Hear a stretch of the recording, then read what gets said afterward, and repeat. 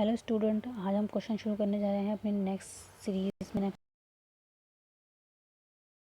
Question जो आपके super KVS DSP CTET UPTET REET में सब में फ़ायदेमंद होंगे। चलो शुरू करते हैं अपना पहला क्वेश्चन।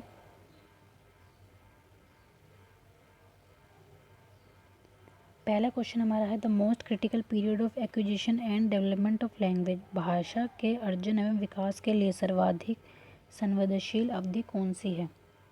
तो हमारा पहला ऑप्शन दे रखा है जन्म पूर्व अवधि, प्रारंभिक बाल्यावस्था, मध्यावस्था एंड किशोरावस्था। तो मैं आपको बता देती हूँ कि जन्म पूर्व अवधि हमारी जन्म से पहले हो जाएगी, उसमें बच्चे का विकास और अर्जन नहीं होता है। और इसका आंसर हम लेंगे प्रारंभिक बाल्यावस्था जो 3 से 6 होती है। अगर आपको शैशवावस्था दिया गया है इस ऑप्शन में, अब प्रारंभिक बाल्यावस्था नहीं है और शैशवावस्था है जो 0 से 2 होती है, इन सब के अंदर जो होता है भाषा के अर्जन एवं विकास का सर्वाधिक संवेदनशील अवधि होती है ये बच्चे की। तो इसका आंसर हम यहाँ पर ले लेंगे प्रारंभिक बाल्यावस्था। ओके, हम नेक्स्ट क्वेश्चन पर चलते हैं। विच of the following is stage of moral development proposed by Lawrence Kohlberg. Kohlberg के अनुसार लॉरेंस कोहलबर्ग के द्वारा प्रस्तावित नैतिक विकास की कौन सी इनमें से एक अवस्था है? प्रस्तुति अवस्था, यह नहीं है। मूर्त संकेंद्र कॉन्क्रीट ऑपरेशन स्टेज COS, यह जो है ये प्याजे की है। इंडस्ट्री एवं इन्फेरिटी स्टेज, यह भी नहीं है। तो जो इसका आंसर हो जाएगा वो हो जाएगा सामाजिक अनुबंध अभिन्यास। अभी मैं आपको सिर्फ MCQ वे में ये क्वेश्चंस करा रही हूँ, तो मैं ज़्यादा डिटेल वगैरह मैं आपको नहीं दे रही हूँ, पर मैं इन सब के टॉपिक डिटेल वाइज अपनी यूट्यूब चैनल पे आप डालूँगी, आप वहाँ देख सकते हैं। थर्ड क्वेश्चन हो जाएगा कक्षा में परिचर्या के दौरान एक शिक्षक प्राय लड़कियों की तुलना में लड़कों पर अधिक ध्यान देता है, तो यह किसका उदाहरण है? During classroom discussion a teacher often pay more attention to boys than girl. This is an example of gender bias, gender identity, gender relevance, gender constancy. तो यह जो हमारा आंसर है ये जेंडर पक्षपात का है, क्योंकि हमारी जो शिक्षा भारत में जो शिक्षा प्रणाली यूज़ होती है उसके अंदर लड़का और जो लड़की है वो समान होते हैं। अगर हम उनकी तुलना कर रहे हैं या किसी एक पे ज़्यादा ध्यान दे रहे हैं तो वो जेंडर पक्षपात है, जेंडर बायस है।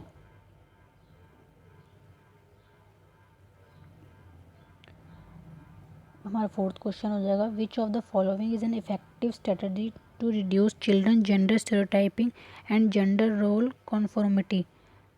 तो इसका पहला ऑप्शन हमारा लेंगे हम जेंडर पक्षपात के बारे में। बच्चों में जेंडर रूढ़िवादिता एवं जेंडर भूमिका अनुरूपता को कम करने के लिए निम्नलिखित में से कौन सी पद्धति प्रभावशाली है? जेंडर पक्षपात के बारे में परिचर्या, जेंडर विशेष भूमिका को महत्व देना, जेंडर पृथक खेल समूह बनाना, जेंडर पृथक बैठने की व्यवस्था करना। तो हमारा इसका आंसर हो जाएगा जेंडर पक्षपात के बारे में परिचर्या करना, क्योंकि जेंडर भूमिका उनको देना ये भी कोई फ़ायदा नहीं है। जेंडर पृथक खेल समूह बनाने से कुछ नहीं होगा, जेंडर पृथक बैठने की व्यवस्था करना इससे भी कुछ नहीं होगा। तो इसकी जो प्रभावशाली पद्धति हो जाएगी वो हो जाएगी जेंडर पक्षपात के बारे में परिचर्या।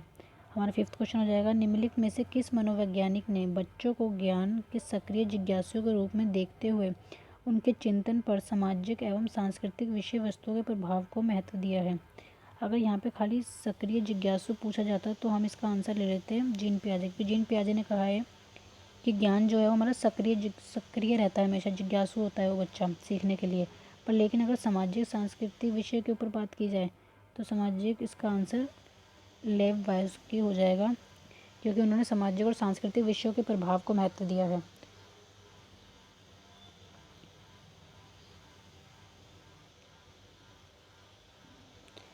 जिक्सो पहले को करते समय 5 वर्ष की नज़मा स्वयं से कहती है, वो स्वयं से बातें कर रही है, नीला टुकड़ा कहाँ है, नहीं यह वाला नहीं, गाढ़ा रंग वाला जिससे वह जूता पूरा बन जाएगा। तो इस वार्ता को वायस्की ने किस तरह संबोधित किया है? Private speech, talk allowed, scaffolding, egocentric speech.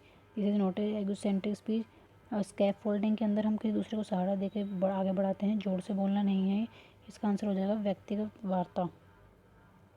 बच्चों को संकेत देना तथा आवश्यकता पड़ने पर सहयोग करना। मैंने अभी आपको बताया है कि आवश्यकता पड़ने पर सहयोग देना जो हो जाता है वो हो जाता है हमारा स्कैफोल्डिंग प्राण ढांचा। इसके अंदर हम बच्चों को थोड़ी सी हेल्प कर देते हैं कि वो अपना स्तर ऊंचा बढ़ा सके। ये क्वेश्चन बहुत इंपॉर्टेंट है, ज़्यादातर ये पेपर में पूछा जाता है स्कैफोल्डिंग। इसके बारे में भी मैं आपको अपनी वीडियो में डिटेल में बताऊँगी।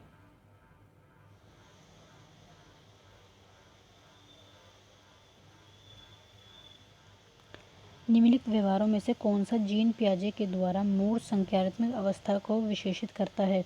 Concrete operational stage COS। COS जो हमारी स्टेज जो होती है वह हमारी होती है 7 से 11 की।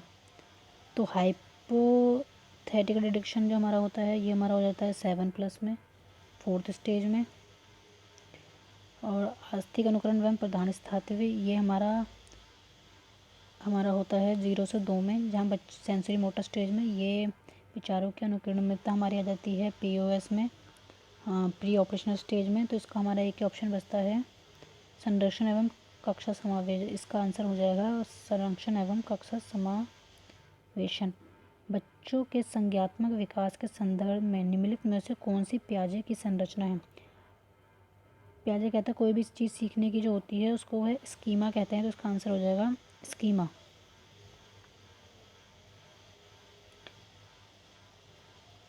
आकलन का प्राथमिक उद्देश्य क्या होना चाहिए? विद्यार्थियों के लिए श्रेणी निश्चित करना, संबंधित अवधारणाओं के बारे में बच्चों की स्पष्टता एवं भ्रांतियों को समझना। 3rd, विद्यार्थियों के प्राप्तांकों के आधार पर उन्हें नामांकित करना। या 4th, रिपोर्ट कार्ड में उत्तीर्ण या अनुत्तीर्ण अंकित करना।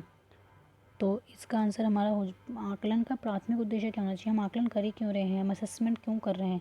तो विद्यार्थियों के लिए श्रेणी निश्चित करना, इस बच्चों को जहाँ बांट दिया जाए वो काम जरूरी नहीं है। विद्यार्थियों को प्राप्तांकों के आधार पर नामांकित करना, अंक देने से कुछ नहीं होता।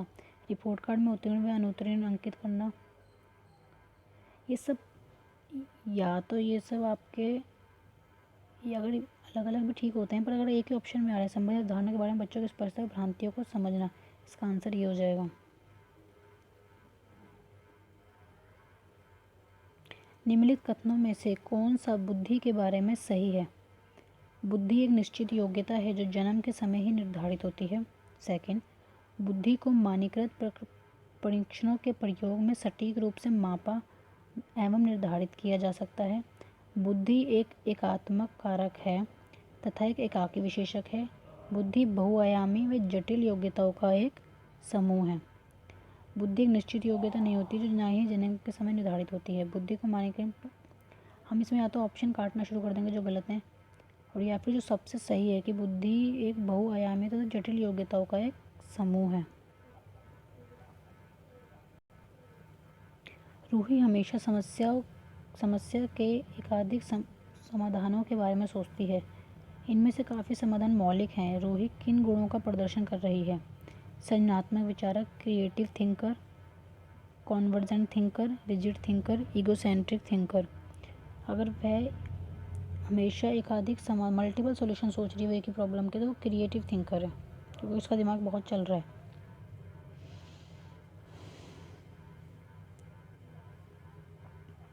एक समावेशी कक्षा में मतलब इंक्लूसिव क्लासरूम में एक शिक्षक को विशिष्ट शैक्षिक योजनाओं को तैयार नहीं करना चाहिए, कभी कभी तैयार करना चाहिए, सक्रिय रूप से तैयार करना चाहिए, तैयार करने के लिए हतोत्साहित होना चाहिए। तो इसका आंसर हम लेंगे कि सक्रिय रूप से तैयार करना चाहिए, तैयार नहीं करना चाहिए विशिष्ट शैक्षिक योजनाओं का। अगर योजना ही नहीं बनेगा तो कैसे काम चलेगा? कभी कभी तैयार करना चाहिए, ये भी ऑप्शन गलत हो जाएगा। तैयार करने के लिए हतोत्साहित होना चाहिए, हतोत्साहित मतलब डिस्करेज होना चाहिए, नो। तो इसका हमें तीनों नेगेटिव है, हमें पॉजिटिव आंसर लेना है, तो इसमें एक ही पॉजिटिव आंसर है, सक्रिय रूप से तैयार करना। 15 क्वेश्चन हमारा हो जाएगा, पठन वैफल्य बच्चों के प्राथमिक लक्षण क्या हैं? डायलैक्सिया वर्ड में ही हमें पता चलता है कि जिसके अंदर हमें लर्न करने में, पढ़ने में दिक्कत हो। तो यहाँ पे हमें अटेंशन, ये गलत है।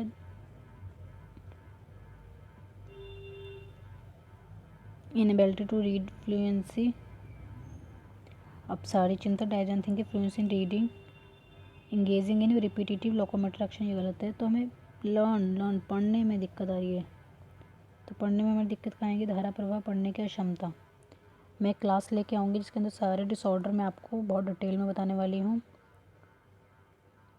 आज के लिए इतने ही क्वेश्चन काफ़ी हैं। Please like share and subscribe my channel.